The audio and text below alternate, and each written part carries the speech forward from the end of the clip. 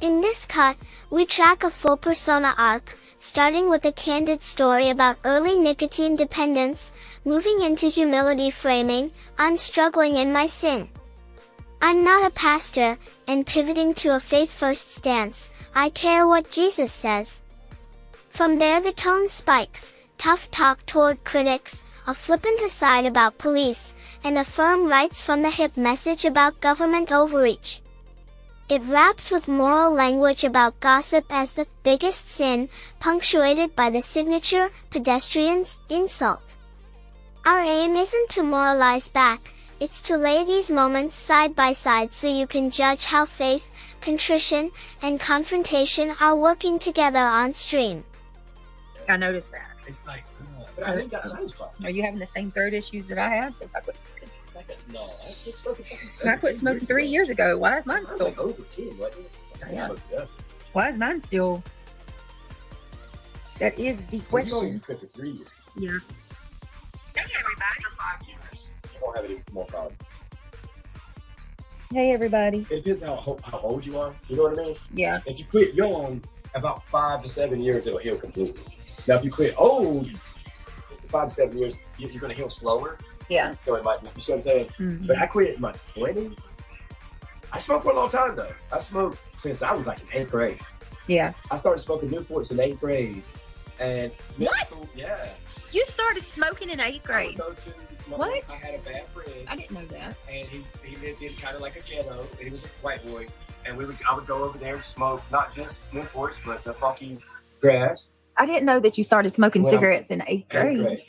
And then we hung out all through high school, and then eventually I got my car, right. And then I looked older. You know, you got addicted to cigarettes in 8th grade? Like you had to have a cigarette? Yeah. I needed the cigarettes more than I need the funky weed, the grass. You know what I mean? I didn't know that. Like I would be in high school and I would have Nick fits. Oh, I had Nick fits in high school. Bad. By the time, I started. And then I met 16, 17, started smoking. I shouldn't say his name, but look.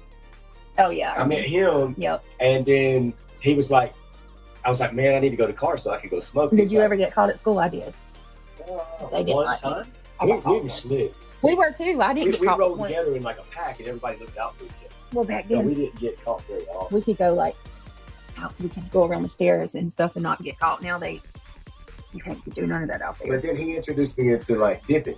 Oh hell no! You was dipping at school. In high school, I started dipping. I was like, man, that's nasty. And he was like, yeah, but he's like, I want to smoke a cigarette too. And I was like, okay, yeah, I get you. He's like, so you just go with dipping, walk around and spit. He said, you'll get away with it. Dude's dipping at school. Y'all were dipping at school. He taught me how to do that, and then we would dip at school, and then as soon as we get out, we would fire him up. Wow. Because we were nicking so bad. I would have like almost panic attacks because I didn't have a cigarette in high school. Like, yeah, I was bad. Like, people are calling me a hypocrite now. They're coming on my TikTok and calling me a hypocrite. I wouldn't worry about it. This is my struggle. This is my struggle. Nobody's perfect. Nobody's perfect. I'm struggling in my sin. And if you want to judge me in my struggle, you can. I'm not going to judge you in yours. Go ahead, buddy. You know what I mean? But he didn't say he's a freaking. I'm not trying to pretend to be a pastor or a prophet or anything. I'm just great, bro. And I'm trying to do better, and I try. You know what I mean? But I'm not. Well, I'm gonna go ahead and tell you now. The people on the internet, they're gonna just try to rip you apart anyway. Yeah, I'm fucking 39 this year. I don't give a damn what nobody says about me. Nobody. I care what Jesus says about me because he's the judge. And other than that, I don't give a damn what nobody says about me. You got to get there, baby, because it's freedom.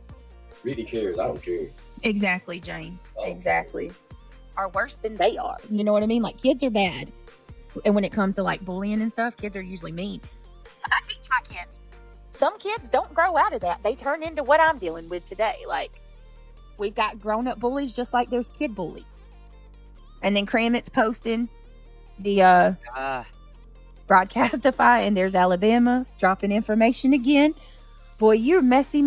Look at this. Look at what she says here. Well, she had to get some redemption from coming on panel because Jay just about shit her pants and lost a dread. About what? There's a thin line between love and hate. So just know that. And that's because chemically in your head, they put off in your nervous system the same natural drugs that the brain gives off. Yeah. Seen together, the brand is clear, repentant yet untouchable, accountable to God, not to critics, soft testimony followed by hard elbows. Whether you read that as principled consistency or strategic persona shifting is up to you. We've presented the claims in their words and in sequence, no timestamps, no speculation. If the final, hate streams are Orwellian, button reframes the whole thing for you, tell us why. Drop your takeaways below, and if you want the broader context, check the other packages in this series.